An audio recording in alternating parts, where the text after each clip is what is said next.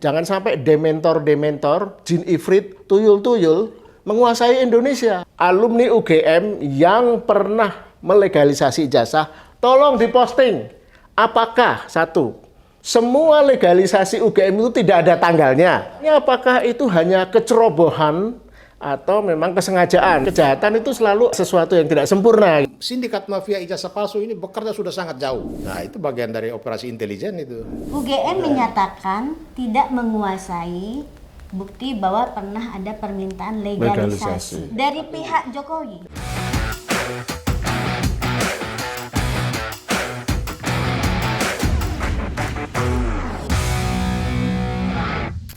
Selamat datang di channel Abraham Samad Speak Up.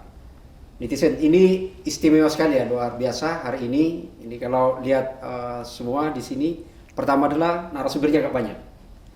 Dan yang kedua, ini adalah aktor yang selama ini ada hadir di persidangan Komisi Informasi Pusat. Mereka adalah personil dari Bon Jovi. Bongkar ijazah Jokowi. Ini baru saja persidangan pembacaan putusan untuk berkaitan sengketa informasi kasus ijazah Jokowi dengan termohonnya adalah KPU RI, KPU DKI Jakarta, dan KPU Surakarta. Saya ingin memberi selamat dulu karena hasil putusannya adalah dikabulkan. Itu artinya yang selama ini misterius, tidak bisa dipegang, tidak bisa diraba, hanya bisa dilihat. Sekarang ini bisa dikantongi bahkan.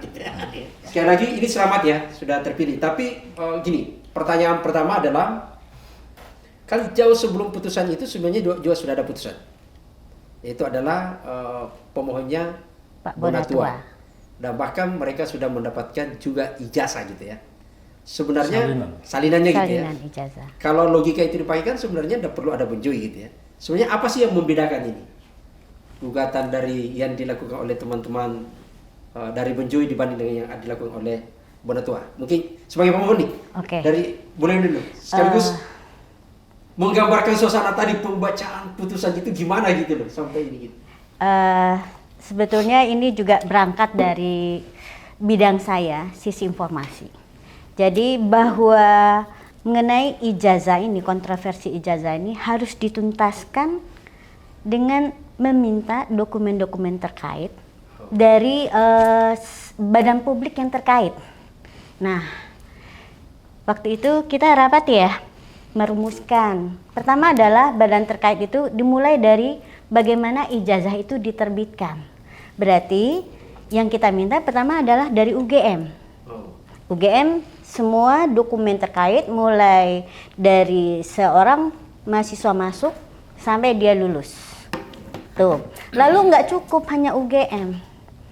Terus bahwa ijazah itu sudah pernah digunakan. Nah, di titik inilah yang membuat kita relevan untuk meminta permohonan ijazah ke UGM.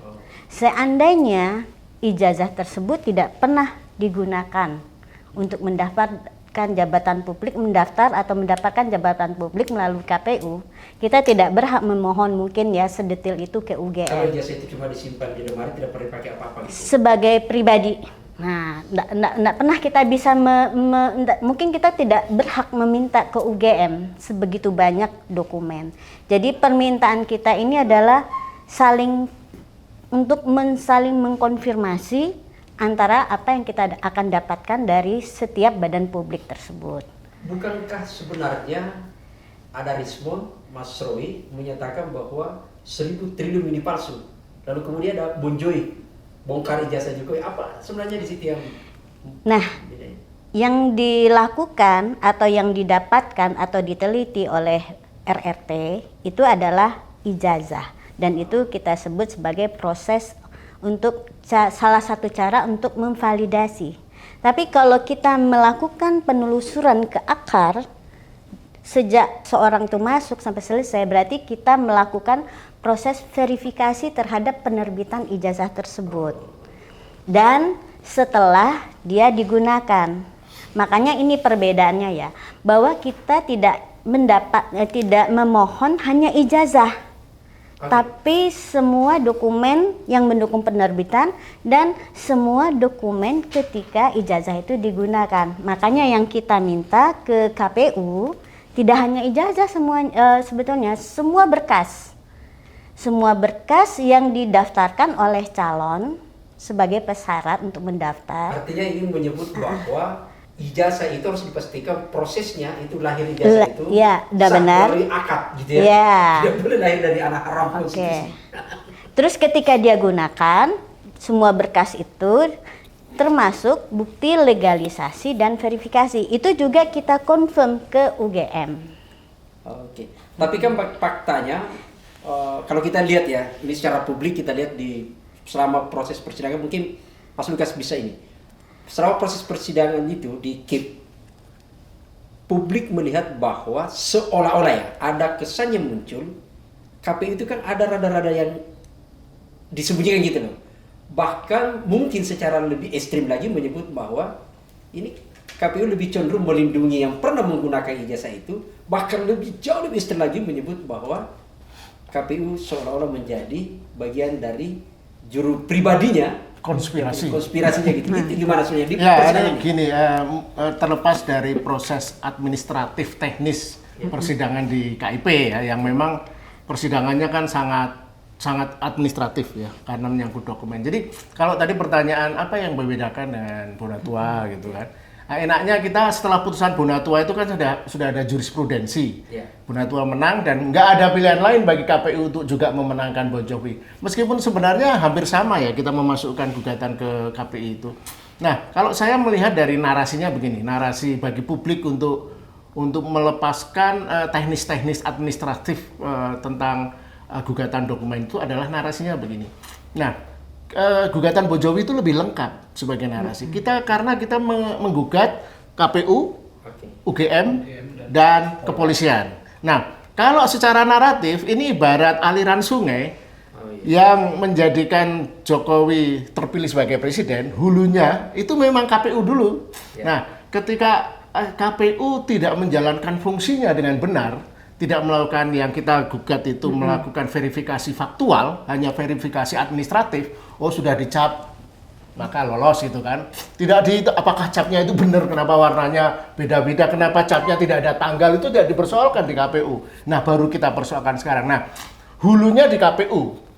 Kemudian di tengahnya ada UGM. Ketika kita tahu KPU kinerjanya sembarangan, tidak serius dalam memastikan memvalidasi dokumen-dokumen calon presiden ini yang kebetulan Jokowi. Nah, kita kemudian bertanya ke UGM. Makanya pertanyaan ke UGM itu banyak sekali, ada 20 jenis dokumen. KPU hanya 7 atau 8 ya. Nah, kemudian hilirnya adalah Polda Metro Jaya nanti. Nah, ibarat pertandingan 3 babak, kita sudah menang pertandingan pertama. Kita memukul KPU kan, dia harus membuka. Kita tahu sejarahnya, nanti Bang Petrus bisa menambahkan. Pada Agustus 2025, KPU menerbitkan keputusan KPU nomor 731. Di mana saat itu jelas ada 16 jenis dokumen presiden dan wakil presiden dianggap rahasia, tertutup, tidak boleh, publik tidak boleh mengakses. Waktu itu ramai, termasuk kita mempersoalkan, kemudian 1 bulan kemudian dicabut.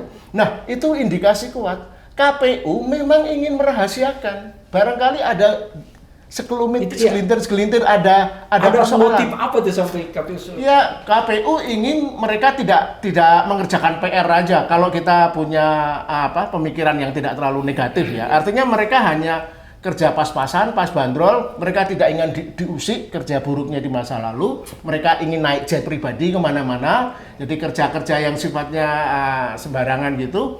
Nah, ketika kemudian setelah KPU itu, dan kita tahu KPU tidak konsisten kan, kita tahu antara KPU Solo beda dengan KPU DKI dan KPU Jakarta. Nah, selain inkonsisten dari 5 kali sidang kan mereka kayak mencela-menceli gitu. Kemudian juga di mana Solo melakukan insubordinasi. Kita dapat salinan ya walaupun disensor dapat dari pusat, KPU pusat dan Jakarta, tapi Solo sampai detik ini tidak pernah memberikan. Dan di persidangan tidak hadir. Dan tadi di persidangan bolos, sengaja membangkang sepertinya. dan mereka merasa tidak peduli, tidak merasa harus datang. Itu menurut saya memang KPU ini harus dicatat oleh sejarah sebagai KPU paling selebor ya. Nah, jadi kepada masyarakat yang perlu kita tekankan adalah narasinya begini. Jadi 3 pertandingan ini KPU sudah kita kalahkan KO. 3-0. Minggu depan ya. Minggu depan dengan UGM. Ya. Nah, kita ingin tahu, kita ada 20 jenis dokumen. Bagaimana kita masih respect ya dengan majelis komisioner ini, apakah mereka setangguh ini dalam memutuskan dengan UGM? Karena ini lebih kompleks nih dengan UGM, karena menyangkut kredibilitas universitas besar, menyangkut asbabun nusul ijazahnya, dan UGM seperti kita alami dalam persidangan, begitu berkelindan tidak ingin kooperatif sama kali sampai detik terakhir. Setelah 2 kali PR-nya tidak dikerjakan, PR pertama adalah uji konsekuensi dia tidak mengindahkan KPI kan, tidak menggunakan orang independen. Kemudian juga terakhir mereka malah seperti sudah putus asa, berharap segala putusan kita hanya mengikut apapun putusan KPI. Dan mereka tetap tidak akan menyerahkan dokumen ke kita, ke publik. Mereka hanya akan menyerahkan ke lembaga publik, badan publik. Jadi kita nanti meminta ke badan publiknya. Dia pindahkan tanggung jawab. Iya, dia pindahkan coba tanggung jawab, ngeles gitulah. Nah, itu paling menarik itu. Tapi pertandingan yang paling ultra menarik, the war that end all wars, Yes. dengan Polda Metro Jaya. Karena hilirnya ada 505 dokumen yang diserahkan UGM ke kepolisian. Bukti apa? Bukti kejahatan. Kan dokumen dalam nanti biar dijelaskan Bang Petrus. Siapa sih yang melakukan persoalan ini? Teman-teman yang melakukan fitnah itu, tapi kan mereka tidak disita satupun apapun dari mereka, karena mereka tidak melakukan kejahatan. Mereka hanya mempertanyakan. Hanya di negara otoriter bertanya tentang ijazahnya, validasi ijazahnya presiden dianggap fitnah. Dan tadi kebetulan sebelum sidang saya baca ada poster di ruangan KIP. Hanya di negara pemerintahnya otoriter cenderung ingin merahasiakan informasi. Di negeri demokrasi, informasi dibuka. Nah, itu sifat itu yang kita sayangkan, sifat UGM. Saya mau tanya ke Bang Petrus ya, soal pernyataan tadi, soal tulisannya itu gitu ya. Ini kan sudah menang nih, Bang Petrus, Pak Samsir dan Pak Jimmy gitu ya. Ini kan Bon Jovi sudah menang nih, dikabulkan gugatannya. Sebagian, tapi sebenarnya total, karena kan yang di ini tuh kan cuma nomor induk MPWP-nya kan yang di hitam situ gitu. Nah, artinya kan KPU harus menyerahkan seluruh dokumen yang diminta oleh Bon Jovi. Itu adalah prasyarat ketika maju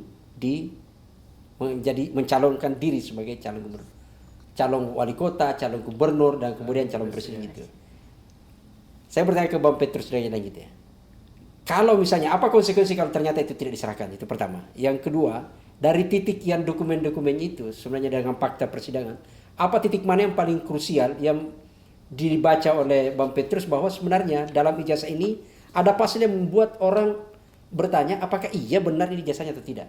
Apakah dokumen ini bersesuaian atau tidak gitu ya? Di titik-titik mana yang paling krusial yang kemudian akhirnya KPU memang seolah-olah menyembunyikan kasarnya gitu ya dokumen ini. Ya, terima kasih. Jadi terkait dengan proses Bon Jovi di KIP ini atau KIP, Bon Jovi ingin mempersiapkan perjuangan jangka panjang. Pertama karena Bon Jovi mau mencoba mengangkat ini dari bagian hulunya. Seperti yang dijelaskan Ibu Leoni dan Pak Lukas tadi. Bagian hulu dari perjuangan ini yaitu kita ingin meminta dokumen mulai dari saat pertama dia mendaftar sampai dengan dia mendapatkan ijazah itu. Karena kalau perdebatan soal palsu atau asli ini selesai, pekerjaan kita belum selesai. Karena kita ingin memastikan apakah ijazah yang disebut asli itu sah atau tidak. Karena dalam banyak kasus, ketika seseorang dinyatakan ijazahnya asli, ternyata ijazah itu setelah diteliti dari bagian hulunya, ya, itu ijazah tidak sah. Walaupun dikeluarkan dan diakui oleh perguruan tinggi yang bersangkutan, ya katakanlah dalam hal ini ijazah Jokowi disebut dari S1 Fakultas Kehutanan. Tetapi ternyata kemudian ijazah yang dikeluarkan oleh fakultas dari universitas yang bersangkutan itu ternyata mahasiswanya tidak pernah kuliah di situ atau kuliah di situ tetapi tidak selesai. Jadi asli tapi dia palsu. Sehingga keabsahannya akan dipertanyakan dan harus diuji pada tahap lain lagi. Artinya ada ijazah yang muncul prematur. Bisa prematur, bisa juga setelah sekian tahun dia nggak pernah kuliah terus dia minta. Bukan prematur. Ini kan kerjasama antara yang bersangkutan dengan oknum-oknum di perguruan tinggi yang bersangkutan, bahkan sudah digarap juga pihak KPU. Nanti kalau datang ketemu pejabatnya si A atau si B, nanti dia yang akan menjawab. Jawabannya pun sudah di-setel semua. Itulah yang membuat persoalan ijazah palsu di Indonesia ini tidak pernah selesai dituntaskan. Apakah itu berkaitan dengan sikap KPU, keputusannya untuk kemudian tidak melakukan verifikasi faktual Oh iya, terhadap dokumen itu? verifikasi faktual itu selama ini tidak dilakukan karena itu tadi sindikat mafia ijazah palsu ini bekerja sudah sangat jauh. Mereka tidak hanya berhubungan dengan orang-orang yang mencetak ijazah, tapi juga mereka menggarap institusi di mana proses verifikasi ijazah ini berjalan. Sudah jadi jaringan mafia, Sudah jadi jaringan sudah jadi mafia. industri. Dan Industri. yang paling banyak menghasilkan atau memproduksi dan membuahkan orang-orang yang berijazah palsu ini, mayoritas itu pejabat yang lahir dari proses pemilu dan pilkada. Politis. Sehingga kemarin itu gagasan beberapa menteri membentuk Satgas penanganan ijazah palsu, harusnya KPU juga masuk dalam bagian itu. Dia harus ada di dalam salah satu pimpinan yang ada di dalam Satgas. Dan dia yang harus digarap. Atau setidaknya menggunakan data Satgas. Ya, atau Satgas memperluas Koordinasi. jaringannya. Karena kalau kita lihat dari keputusan Satgas kemarin, itu hanya ASN di kementerian dan lembaga tanpa menyebut KPU. Itu yang jadi soal. Seolah-olah ijazah palsu atau dugaan ijazah palsu di kalangan pejabat ASN itu hanya digunakan dan dimiliki oleh ASN di hampir semua kementerian dan lembaga. Padahal yang dihasilkan melalui proses pemilu dan pilkada itu justru lebih banyak. Dan itu dimulai dari sejak reformasi. Karena pada waktu reformasi, syarat untuk menjadi caleg atau menjadi, ya terutama caleg ya, harus paling kurang ijazah SMA. Sementara begitu banyak partai ingin mendapatkan caleg, tapi caleg yang datang tidak punya ijazah. Bahkan ada partai yang menyatakan yang penting bawa ijazah. Soal dia ijazahnya asli atau tidak itu urusan nanti. Nanti kita atur. Nanti diatur. Pak Samsir, saya lihat tadi di persidangan tadi itu kan banyak mencatat-catat Pak, ketika pembacaan putusan itu kan memperhatikan betul gitu ya. Apa sebenarnya dari yang bisa diceritakan kepada publik dari persidangan tadi putusan itu sampai kemudian majelis itu yakin menyatakan bahwa seluruh dokumen dinyatakan terbuka. Jadi seluruh dokumen itu dinyatakan terbuka. Bahkan dia langsung. Ketika yang waktu KPU DKI kan disebut dokumen Joko Widodo dinyatakan terbuka. Iya, tentunya hari ini 13 Februari ya 2026. Saya lihat pada saat pendaftaran itu tanggal 14 Oktober 2025. Jadi prosesnya panjang. 1 hari, 4 bulan kurang 1 hari. Hanya untuk membuka dokumen pejabat negara yang bernama Joko Widodo ini. Nah, tentunya juga pada saat persidangan yang sampai 5 kali itu sebenarnya berusaha untuk mereka, baik KPU Surakarta, KPU DKI, KPU Pusat, mempertahankan sampai ada istilah, saya juga agak heran, majelis hakim itu melakukan pemeriksaan setempat.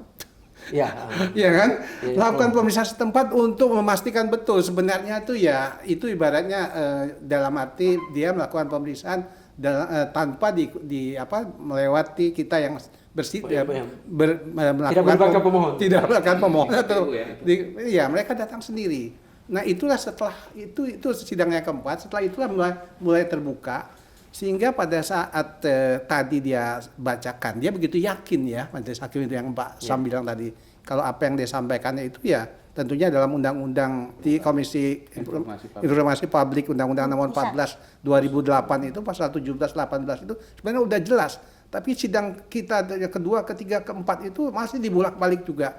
Nah, itu tentunya sudah membuat keyakinan, termasuk juga Undang-Undang Nomor 27 Tahun 2022 tentang PDP ya, Ya. perlindungan data pribadi.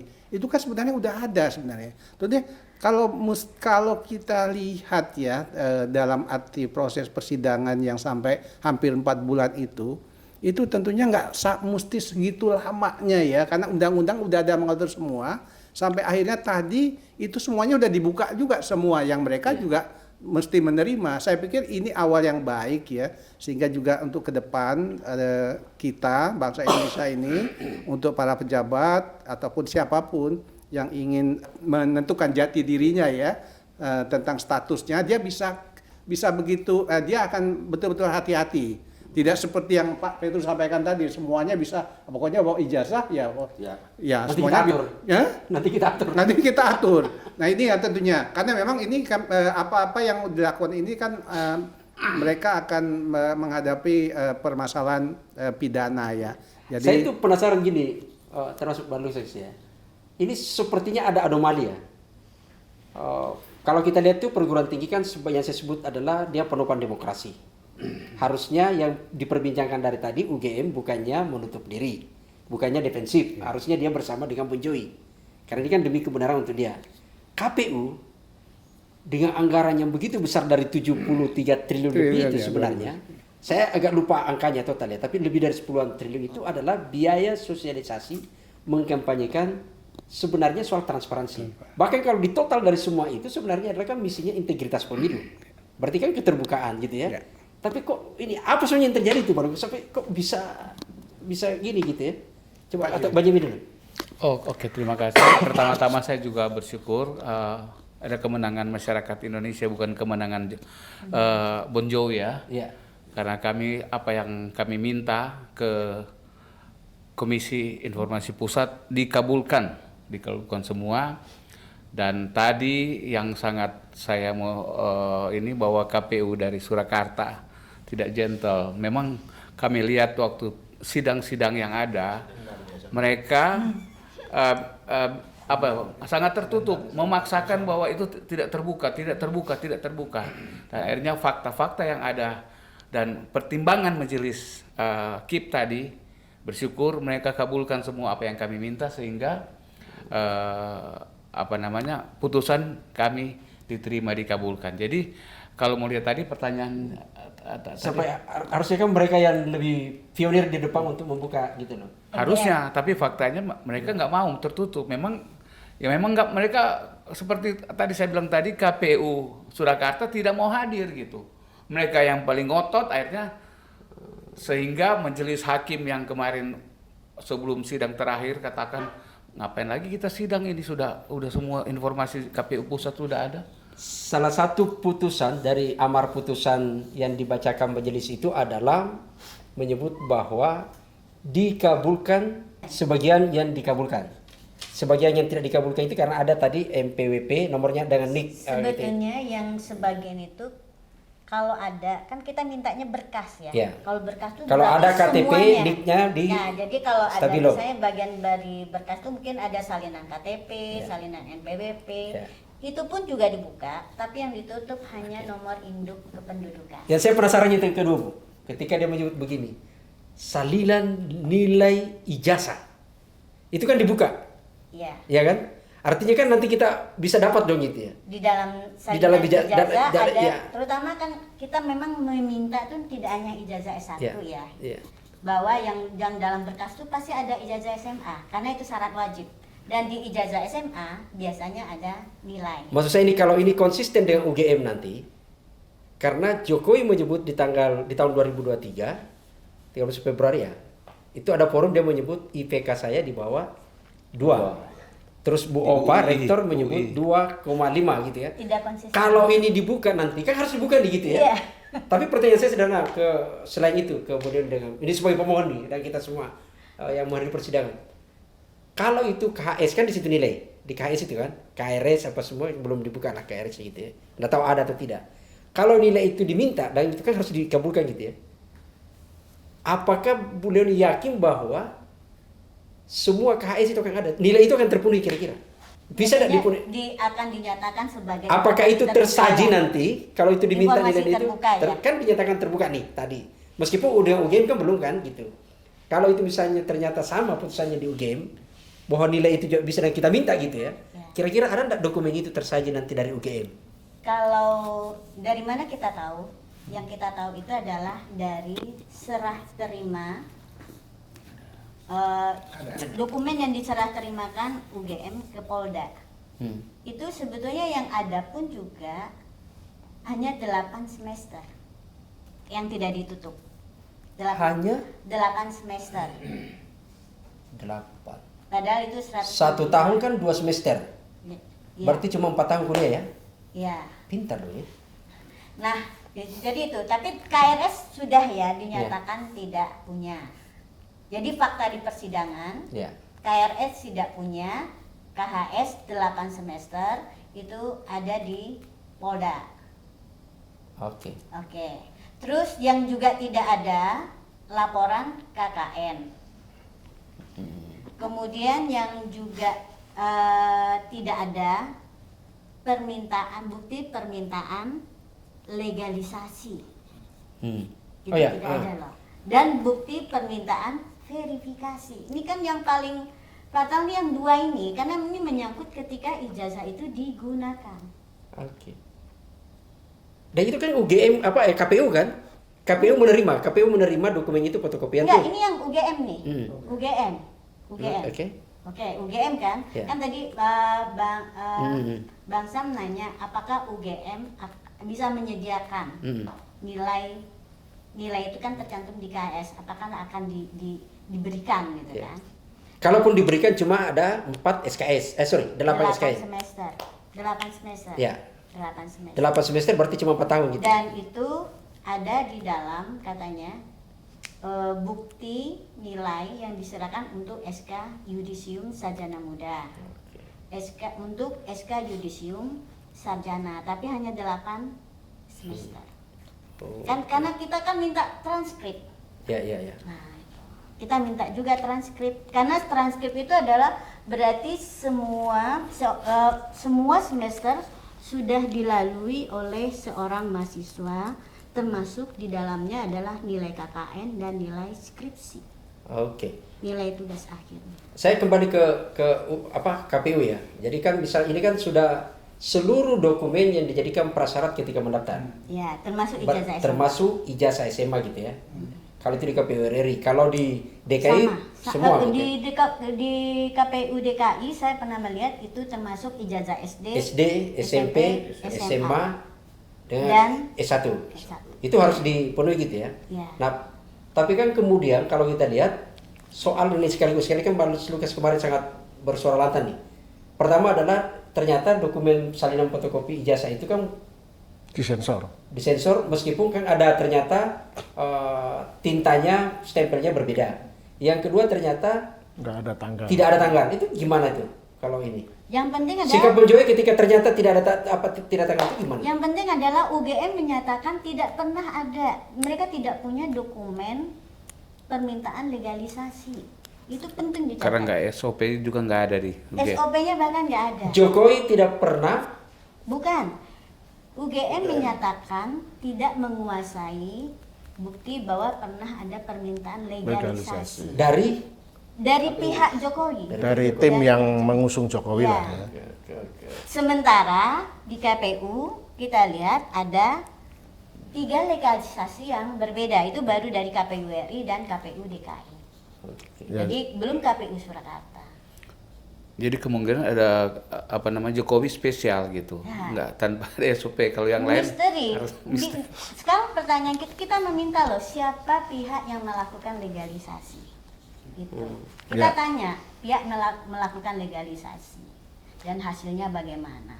Dan itu nanti apakah akan kita dapatkan dari UGM? Nah itu pertanyaan. Ya. Tapi ini seperti ada skenario. Ya. Jadi ketika kita mulai memproses mengenai soal ijazah dan semua ikutannya di ya, ternyata UGM berlindung di balik 505 dokumen itu sudah di Polda. Dan 500 dokumen di Polda itu bisa memakan waktu 2-3 tahun Karena proses hukum ini kan panjang.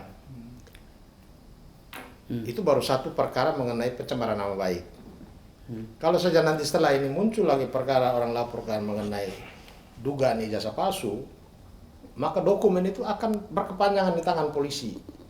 Sehingga sulit bagi kita untuk mendapatkan, dapat melihat terutama, atau dapatkan fotokopinya atau diperlihatkan oleh UGM, karena semua ada di tangan polisi. Karena begitu di tangan penyidik, itu mekanismenya sudah berbeda lagi. Itulah menjadi alasan sampai Bon Jovi menggugat Polda. Ya, itulah dengan digugatnya Polda ini, kita berharap KIP punya keberanian lebih. Dan perintahkan bahwa ketika masyarakat ingin mengetahui, Polda harus perlihatkan tanpa harus memperoleh fisiknya. Sebetulnya ada di dalam persidangan. Majelis mempertanyakan, masa UGM tidak punya salinannya? Masa diserahkan mentah-mentah seperti itu? Akhirnya UGM mengakui mereka menyimpan salinannya. Nah, itu. Ada salinan. Jadi yang menarik kan begini ya, karena putusan yang mengabulkan salinan ijazah itu yang tadinya yang diberikan kita sudah disensor kan, tapi sensor itu sudah hilang, sudah yang diberikan ke Bonatua misalnya dan akan diberikan ke kita salinan ijazah yang tanpa sensor. Nah itu ibarat rangkaian batu-batu misteri kerahasiaan ini kan sudah kebuka nih. Oh ternyata udah fix bahwa salinan ijazah itu tidak tidak ada tanda tangan kapan itu dilegalisasi, tadi dijelaskan Mbak Leoni, dan juga tidak jelas ada permintaan legalisasi, dokumen permintaan legalisasi itu tidak ada. Nah batu yang sudah kita bisa ungkap itu menjadi bahan bagi kita.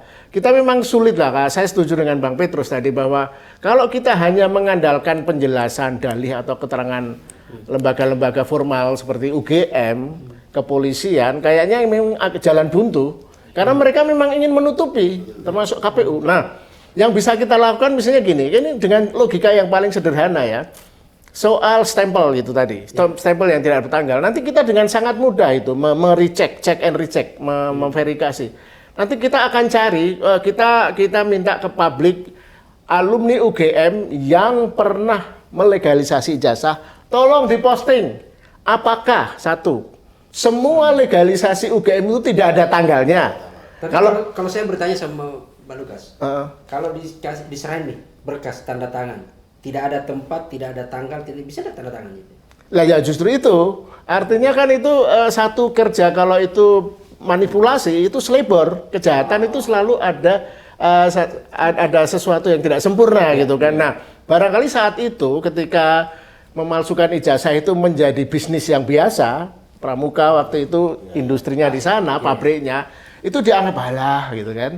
Nah itu tidak bisa, kita tidak bisa lagi ke depan ini lesson-nya membiarkan praktek-praktek yang salah itu terus berlangsung. Nah itu tadi yang saya ingin sampaikan, ini terungkapnya ini nanti kita yang harus proaktif membuktikan. Jadi Bon Jovi tidak akan selesai hanya dengan nanti 2 minggu lagi kita juga akan dapat salinan ijazah. Tapi kan pasti sama dengan yang diterima saudara Bonatua itu. Maka yang kita lakukan bukan hanya oke, sudah terima, that's it. Yang kita lakukan adalah nanti kita akan sounding, beraudiensi dengan Kementerian Menpan, Pendayagunaan Aparatur Negara yang tahun 2015 pernah mendirikan Satgas mendirikan Satgas anti pemalsuan ijazah, tetapi tidak ditandatangani Jokowi, tidak mungkin karena Jokowi tahu ini akan menyerang balik gitu ya. Nah kemudian kita juga ada ketentuan di Arsip Nasional itu dokumen-dokumen pejabat itu harus diserahkan ke Arsip Nasional dan ternyata kan tidak ada itu. Dokumen yang asli? Bukan dokumen salinannya. Itu juga tidak ada. Jadi yang benar yang dari KPU itu. Pertanyaannya apakah itu hanya kecerobohan atau memang kesengajaan? Nah itu semuanya yang kita yang harus mengungkap kayaknya. Kita tidak bisa mengandalkan pemerintahan saat ini ya, yang berlanjut dari era Jokowi ini untuk mau secara jujur, secara terbuka untuk membuka ini karena ingin menutupi semuanya, menutupi dalam arti ya ingin hal ini tidak terungkap karena tahu itulah praktek yang selama ini terjadi. Nanti Bang Petrus bisa menjelaskan ya, Satgas kan itu. Di sebelum kita ke Satgas itu kan misalnya di soal legalisir ijazah ya, selain tidak ada tanggal. Nah, satu lagi selain soal tanggal kan itu kan ditandatangani asumsinya tahun 2014, tahun 2019 ya kan? Iya. Dua stempel. Sekali pakai, iya. Nah, kan ada namanya. Nanti kita akan lacak nama-nama itu. Berarti dia apakah betul pegawai UGM? Pejabat di situ. Pejabat UGM saat yang memberikan itu. Nah, itu kan UGM yang kemarin dalam persidangan selalu menjawab kami tidak tahu, kami tidak ya intinya kan berdalih. Mestinya kalau UGM itu benar-benar terbuka ketika ada pertanyaan, ingat nggak sidang terakhir soal 2 stempel itu mereka juga bilang tidak tahu. Iya. Nah, berarti mereka tidak pernah belajar untuk mengerjakan PR, pekerjaan rumah. Ini ada persoalan serius di mana UGM harus bisa menjelaskan ke publik. Jangankan mau menjelaskan ke publik, di sidang KIP pun mereka ogah-ogahan dan cenderung. Nah, nanti kita akan lacak itu semua. Jadi mau tidak mau memang tim Bon Jovi harus bergerak semakin masif ya. Kita tidak hanya puas mendapat salinan-salinan. Jadi sebetulnya yang perlu kita lakukan pemeriksaan pertama, cross check ya antar badan publik ini adalah legalisasi. Keabsahan dari legalisasi. Karena UGM menyatakan tidak menguasai dokumen permintaan legalisasi itu, dan di KPU sementara ada, tapi belum pernah menyatakan dengan state bahwa ini yang melegalisasi pihak yang mana. Saya ada penasarannya gini, Bu, sebelum ke soal Satgas itu ya. Penasaran saya itu gini. Ingat waktu sidang dengan dengan KPU, itu kan KPU menyatakan bahwa kalau soal verifikasi faktual itu adalah kalau ada sanggahan. Itu satu. Kedua adalah kalau misalnya Ini dalam berarti yang ijazah, soal yang kedua ya, poin kalau misalnya di verifikasi. soal ijazah itu ternyata di saat legalisirnya itu ada expire. Misalnya dia ternyata hanya sampai tahun 2024, ternyata di daftarnya 2005, berarti kan harus verifikasi ulang. Tapi ini kan tidak ada tanggal. Kok dia tidak verifikasi gitu loh? Itu apakah itu bagian modus atau itu gimana tuh? Dan tunggu, tanggal itu kan gunanya kalau misalnya kita gunakan legalisir untuk tahun 2014, maka di 2019 kalau maju lagi harus legalisir lagi. Karena tanggal itu menentukan untuk Gugur penggunaan. masa terakhirnya. Berikutnya. Artinya itu secara hukum gitu ya? Iya. Artinya kalau tidak ada tanggal dalam dokumen itu berarti secara hukum tidak sah. harusnya ditolak oleh KPU. Jadi ada kelalaian atau kesengajaan entah ya, tapi itu tidak sesuai. Oke, dari sekian banyak persoalan ini kan sudah menang nih. Artinya seluruh dokumen-dokumen yang sangat misterius ini akan diperoleh. Langkah berikutnya nih, berkaitan termasuk dengan Satgas dan ini. Ya, tentunya saya mau juga ingin menyampaikan kalau kita kan baru diputuskan kalau permohonan kita dikabulkan ya. Sementara bukti fisik kalau apa yang akan kita dapat tadi ya itu baru berdasarkan ya dari informasi kita dari yang sebelumnya ya. Nah, tentunya kita lihat juga nanti itu. Kita pastikan kalau itu betul-betul memang tidak ada tanggal. Siapa tahu yang kita dapatkan nanti udah ada tanggal. Kita nggak ngerti juga kan. Tiba-tiba kita bicara yang nggak ada beda tanggal ya. ya. Tiba-tiba ada yang isi gitu Tiba-tiba, oh iya makanya diributkan Apalagi itu. yang kita minta lebih banyak, Bang. Iya. Ya setelah mendengar podcast ini, ayo kita buat salinan yang ada Yang tanggalnya. ada tanggalnya gitu kan. Jadi memang dari proses pun akan berlanjut mestinya. Kita mesti juga tahap demi tahap kita lakukan. Katakanlah prosesnya juga panjang, seperti saya sampaikan tadi 4 bulan baru ada Itu 4 putusan bulan ini setelah terbuka. sengketa. Kemudian kita juga akan nanti mintakan secara fisik ya, secara fisik dokumen-dokumen yang kita akan teliti lagi. Ya tentunya juga nanti akan kita mintakan para ahli ya dalam untuk meneliti ini. Karena memang dalam ijazah ini pun sebenarnya kalaupun ada teman-teman kita yang sekarang ditersangkakan ya Pak. Nah itu mereka hanya meneliti ijazah yang Salinan pernah itu, ya. salinan oleh Salinan disampaikan digital. oleh Dian Sandi. Jadi nggak ada yang lain yang mereka buktikan itu. Ada. Nanti ini pun akan kita berikan ke mereka untuk mereka teliti. Jadi saya pikir tahap demi tahap lah kita lakukan. Tapi hari ini ya kita akan mendapatkan secara fisik dokumen-dokumen yang kita mintakan sesuai dengan putusan kita dikabulkan itu Pak. Ya, saya mau nyambungi apa yang dikatakan Bung Lukas. Ini babak awal. Ada 3 babak dan babak terakhir kita akan itu dengan Polda dan paling terakhir seru Satgas juga. Satgas itu yang kemarin yang sudah dibuat begitu bagus, tetapi Pak Jokowi waktu jadi presiden tidak menandatangani Satgas tersebut kan ya, apa Kepresnya ya.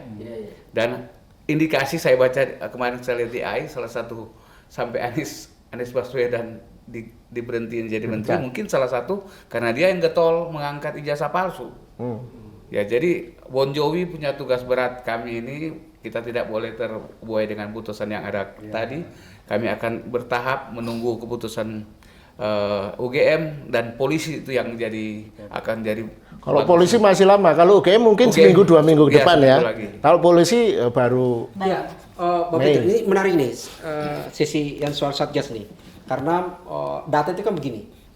Berdasarkan data yang tersaji selama ini bahwa jauh sebelum, bahkan sebelum Jokowi maju sebagai pejabat publik, kasus ijazah palsu itu kan sudah ada. Jadi kan Jokowi itu kan maju di tahun 2005 menjadi wali kota.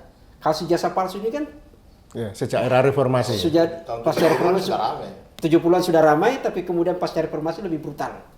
Lalu kemudian terus bergerak gitu ya kasus ijazah palsu, dan kalau kita baca bahkan Polda sendiri kan pernah mengungkap tuh. Ya. Itu di Pasar Pramuka satu mesin saja itu bisa 500 lembar ijazah palsu diproduksi. Gitu. 500 lembar ijazah palsu itu di Pasar Pramuka, dan nama yang ada di situ adalah salah satunya UGM. Oke, di situ. Lalu kemudian keluarlah surat edaran. Ini saya coba sebagai remain kita punya ini. Keluarlah surat edaran gitu ya oleh Menteri Reformasi Birokrasi untuk melakukan penertiban terhadap ijazah palsu ini. Tidak selesai di situ, muncul Satgas. Hasilnya di resapel 2 ini. Itu gimana Pak Petrus ini? Ke depan Bon Jovi kira-kira gimana memposisikan ini? Jadi Karena Bon Jovi setelah putusan dengan KPU ini, ya, atau kalau perlu kita tunggu sampai dengan putusan KIP dengan UGM ini, kita datangi Menteri PAN RB karena dialah yang waktu itu mengeluarkan surat edaran untuk penanganan ijazah palsu ini. Kita minta supaya lembaga ini dihidupkan dan diproteksi dengan Kepres atau Perpres. Karena 21 Satgas yang dibentuk Jokowi tahun 2015 sampai 2024 itu semua dengan Kepres dan Perpres. Tetapi kenapa dalam Satgas tentang penanganan ijazah palsu sama sekali tidak ada, dan badan ini tidak jalan sama sekali. Dibatalkan ya. ada Satgas, tapi Ngambang. tiba-tiba Dimatikan. waktu tidak ada Satgas ada temuan. Ada Satgas? Sebelum Satgas dibentuk itu kan Menristek Dikti Nasir ya. Nasir. Itu sidak ke setiap perguruan tinggi yang diduga Jual beli memproduksi, ijazah. ya, jual beli ijazah. Dari situ mulai muncul desakan masyarakat supaya mafia ijazah palsu harus ditindak. Itulah lahirlah Satgas ini. Bahkan Satgas ini dibicarakan dengan Presiden Jokowi oleh Menteri Yudi Krisnadi dan Menteri Nasir. Juga Jaksa Agung dan Kapolri waktu itu. Dan mereka berjanji akan mereka tuntaskan sesuai dengan perintah Jokowi. Jokowi minta tuntaskan semua kasus ijazah palsu. Tetapi seketika itu juga badan ini tidak jalan. Oh, Jokowi pernah membuat pernyataan itu. Iya, dia minta itu penjelasan dari media dari Yudi Krisnadi di media itu.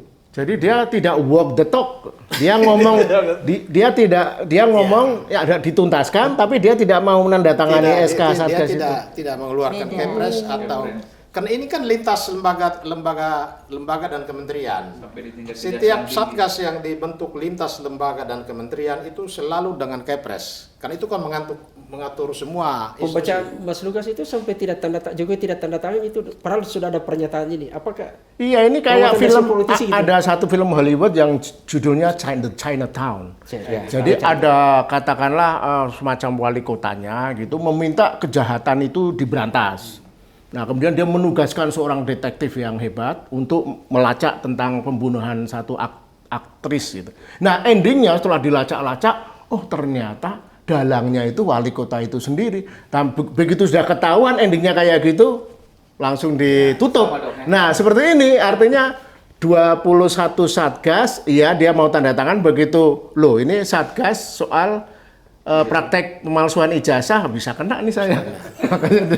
Dan hanya Mahkamah Agung yang memfollow up surat edaran ini dengan mengirim surat ke seluruh ketua pengadilan tinggi di Indonesia agar perintahkan Ketua Pengadilan Negeri seluruh Indonesia meneliti setiap ijazah baik pegawai ASN di pengadilan maupun hakim-hakim. Jadi negara pernah punya program yang cukup bagus ya. Cukup bagus. Jadi Bon Jovi setelah ini, Nomenklaturnya cukup bagus tuh. Bon Jovi harus bertemu dengan Menpan RB. Menristek Dikti, dan juga Jaksa Agung atau Kapolri. Ya. Mendesak Kita supaya agendakan. lembaga ini dihidupkan lagi, karena putusan KIP ini modal besar buat kita. Jadi hak publik untuk mengetahui semua dokumen pribadi pejabat publik sudah saatnya harus dibuka, dipublikasikan. Mungkinkah pada saat itu Satgas ini benar tidak bekerja, atau mereka bekerja tapi kemudian hasil kerjanya ada di institusi lain disimpan gitu? Tidak Enggak, bekerja. kan belum ditandatangani kerjanya Tidak Presiden. bekerja. SK-nya kan Bahkan tidak kasus yang ditandatangani. sempat waktu itu diungkap katanya Polda sedang melakukan penyelidikan, Ya. ya tidak jalan, Oh, langsung tutup gitu ya? tutup. Tapi kan pasar pramuka sudah kita hilang. lihat aja sikap mereka terhadap penyidikan atau penyelidikan kasus dugaan ijazah palsu Jokowi ini, baik Mabes Polri, Polda, nggak jalan semua. Tapi kayaknya Kecuali Bang laporan Petrus, Jokowi. kan Satgas ternyata tidak bekerja. Kan tadi yang disebut adalah 500 lembar ijazah palsu dicetak satu mesin di pasar pramuka. Satgas tidak bekerja, tapi kan pasar pramuka sudah hilang. Nah itu bagian dari operasi intelijen itu. Oke, selain tadi soal Satgas, soal ini, dalam rangka kan tadi tujuan dari Bon Jovi itu kan melakukan penelitiannya, tata kelola apa semua dan macam-macam gitu. Untuk khusus dengan KPU, karena kan kita data ternyata ada banyak bolong-bolongnya gitu ya. Tidak ada verifikasi faktual, kita juga belum tahu apakah benar ini bagian dari skenario atau apa, kita belum tahu. Itu kedepannya nih yang akan diadvokasi oleh teman-teman di Bon Jovi. Yang pertama tadi ya, saya senang bahwa kemenangan ini menjadi jurisprudensi. Jadi nanti kan sebetulnya permohonan kita itu sejak akhir Juli, Bang. Sejak Juli. Akhir Juli. Walaupun masuknya tuh Oktober 14. Nah, masuk sengketa itu Oktober, mulai sidang itu Desember dan selesai Februari. Iya. Nah, ke depan dengan kemenangan ini masyarakat yang ingin mengetahui ijazah kebenaran ya dokumen yang diserahkan oleh pejabat publik saat mendaftar atau sebagai pejabat publik mendapatkan jabatan publik itu artinya terbuka. Sehingga tidak perlu menjalani proses yang lama seperti ini. Artinya dia bisa Ya. saja itu gitu ya. Ya, itu salah satu kemenangan kita, transparansi data dari pejabat publik yang terkait dengan pencalonan atau mendapatkan jabatan. Jadi ada kemungkinan juga kita next Ya. untuk wapres kita Pak Gibran untuk kita Iya. Boleh, karena sudah dinyatakan ini kan sudah terbuka. dinyatakan putusan ini Iya. sudah. Jadi kita bisa untuk melakukan ini. Ini untuk kepentingan rakyat ya, Bu, untuk kepentingan yang lain. Dan harapannya adalah prosesnya tidak sepanjang ini. Iya. Jadi- Karena sudah ada Sudah contoh ada putusan. jurisprudensi. Jadi wacana publiknya begini, kita ini semacam kita self appointee ya Bon Jovi sebagai perwakilan representasi masyarakat. Kita ini sekarang memang bertugas ingin membangunkan Indonesia dari slumber, tidur panjang, keacuhan ya, bahwa negara itu kita belajar dari kasus reformasi yang sekarang dikhianati ini oleh elit politik, khususnya paling parah di era Jokowi ini adalah elit politik itu sudah mempermainkan negara ini ya. Jadi lembaga-lembaga sudah dibeli, sudah dimanipulasi dan sebagainya. Tapi kan tidak ada kejahatan yang sempurna, tidak ada kegelapan yang sempurna, selalu ada lilin, selalu ada lampu listrik, apalagi sekarang era digital. Nah, artinya tugas Bon Jovi menurut saya ya, yang akan masih panjang ini berlanjut adalah itu tadi, membangunkan lembaga-lembaga negara yang masih diisi orang-orang yang benar, lembaga-lembaga atau individu-individu yang dalam istilah saya the island of integrity. Tidak semua orang mau terlibat konspirasi ini pasti. Komisi Informasi sudah menunjukkan itu dalam kadar tertentu ya. Mereka tidak tunduk pada Parcok, tidak tunduk pada geng Solo dan sebagainya. Dan kita punya peluang menurut saya begini. Saya menilai ya pemerintahan era Prabowo ini tidak terlalu sejauh ini ya.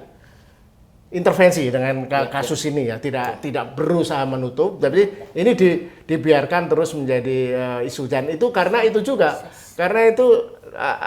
tidak akan menguntungkan juga untuk pemerintahan sekarang walaupun sering dianggap berlanjut. Nah, tugas kita membangunkan negara ini melalui instansi-instansi pemerintah seperti yang tadi sudah disinggung Bang Petrus. Kita akan sounding ya, kita akan melakukan audiensi dengan lembaga-lembaga yang bisa kita ajak untuk menunjukkan itu. Dan kita akan bisa menilai nanti. Dan KPU sedikit demi sedikit mulai kooperatif ya, walaupun terlambat dan sebagainya. Nah, kita akan bangunkan semuanya. Kita ajak mereka walk the talk. Kalau membangunkan realnya adalah data-data pejabat publik ya yang pernah menjadi berkas pendaftaran mereka itu tidak pernah jangan disimpan, jangan diturunkan, harus bisa jadi diakses. dia tetap bisa diakses. Itulah namanya transparansi dan akuntabilitas. Ya kan selama ini ada anggarannya untuk maintenance website itu kan. Iya, itu tidak bisa jadi alasan bahwa ada perubahan sistem gitu ya, bahwa jadi datanya hilang, nggak boleh seperti itu. Iya.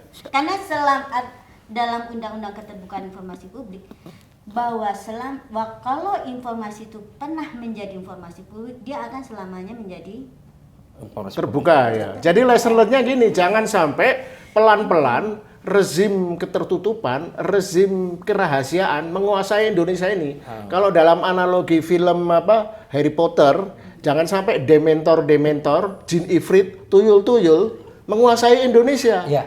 Kan misalnya si jin ifrit ini sudah berhasil membeli 2 tuyul yang tadinya. Nah, artinya kita bangunkan. Ada puisinya Rendre itu. Rakyat harus dibangunkan agar negeri ini terjaga gitu. Bang Petrus, Saya boleh nambah Ya, sedikit. ya. Dalam arti ya kalau kita bicara untuk keterbukaan, tentunya sesuai dengan undang-undang ya untuk pejabat-pejabat publik itu ya memang harus terbuka setiap saat dan ada di publik. tidak ada berkala. Sehingga kalaupun ada orang yang memang menjadi pejabat publik, ada temannya yang ingin tahu sebenarnya dia itu waktu itu sama-sama saya kok, mestinya habis itu DO kok bisa-bisa kok bisa jadi pejabat, apa benar dia itu dapat ijazah, padahal kan waktu itu. Sehingga masyarakat sendiri yang bisa masyarakat harus kritis ya. Masyarakat sendiri ya bisa, apalagi di zaman yang keterbukaan dan di digitalisasi seperti sekarang ini. Kita harus tarik garis 2026 ini tidak boleh praktek seperti masa lalu berlangsung. Tertutup itu nggak boleh. Jadi semua masyarakat pun begitu mereka mesti proaktif, tetapi juga mereka juga dengan mudah untuk mengakses dokumen-dokumen yang sifatnya terbuka sebagai pejabat publik, sehingga mereka sendiri tidak perlu verifikasi. Ketika kita bersidang kemarin itu kan verifikasi dibutuhkan pada saat mereka mendaftar sebagai calon legislatif misalnya. Toh kalau nggak ada yang masyarakat yang melapor ya itu silakan jalan terus. Padahal tadi Pak Sam bilang dari 70 triliun itu 10 triliun sendiri udah termasuk untuk proses itu ya. Jadi dikemanakan juga itu uang itu untuk dana tersebut. nyewa jet pribadi. Nyewa jet pribadi. Jadi all in. iya, jadi sehingga ke depan tadi Pak Lukas juga sampaikan 2026 dengan ada putusan ini kita mintakan kepada pemerintah semua pejabat publik itu yang namanya menempati posisi di negara ini, mereka dengan mudah untuk masyarakat untuk melihat, mengakses kebenaran daripada data pribadinya. Data pribadi, data yang menjadi informasi publiknya. Jadi ada satu kalimat, kalau ingin jadi pejabat publik, pastikan masa lalumu beres. Itu betul itu. Kalau abu-abu jangan deh. dulu. Apa? Saya closing aja untuk KPU yang sudah dapat anggaran begitu besar yang diungkap oleh Pak Mahfud MD. Saya juga kaget sampai biaya esek-esek juga diberikan kepada KPU. Sedangkan Yang untuk ketuanya meminta itu data yang untuk calon yang kami minta semua alasannya nggak bisa, tertutup dan apalagi. Jadi kaget saya kemarin saya baca, saya lihat berita yang begitu spektakuler untuk KPU supaya ke depan menjadi perlu dievaluasi lah oleh pemerintah presiden sekarang supaya mumpung sekarang ada lagi evaluasi pemilihan pengurus kan, kalau bisa benar-benar disteril gitu, jangan sampai hanya untuk kepentingan 2009 untuk kepentingan presiden nanti, saya kira itu aja. Dan KPU periode ini yang banyak skandal kan, ketuanya dipecat karena kemudian ada jet pribadi itu. Ayo Bang. Baik, jadi Bon Jovi harus mendorong pemerintah dan mengajak partisipasi masyarakat seluas-luasnya supaya ke depan ini persoalan ijazah palsu ini harus menjadi prioritas. Terutama para penyelenggara negara yang masuk melalui pintu pemilu legislatif dan pemilu pilkada. Pilpres juga. Karena pemilu legislatif dan pilpres dan pemilu pilkada ini memiliki atau mempunyai sumbangsi terbesar dalam penggunaan ijazah palsu. Sehingga kita harus mendorong pemerintah membangun sistem yang baik supaya ada tahapan untuk verifikasi, validasi, autentikasi terkait ijazah yang digunakan dalam proses untuk dia menjadi orang. Tadinya tidak orang dijadikan orang, tetapi bodong dia ijazahnya. Ini yang pekerjaan besar yang harus dilakukan Jadi oleh artinya Bon Jovi. kasus ijazah Jokowi ini masih panjang. Ijazah Jokowi ini masih panjang dan kasus ijazah Jokowi ini harus membuka mata pemerintah segera hidupkan mesin Satgas yang selama 10 tahun ini mati. Oke, terima kasih untuk semua teman-teman semua di studio gitu ya. Dan saya ingin menjelaskan satu hal, bahwa prinsip bernegara itu sesungguhnya keterbukaan bukan pilihan, tapi dia adalah sesuatu yang wajib diimplementasikan dalam rangka memastikan bahwa benar negara ini menjunjung tinggi integritas. Sampai jumpa pada edisi berikutnya.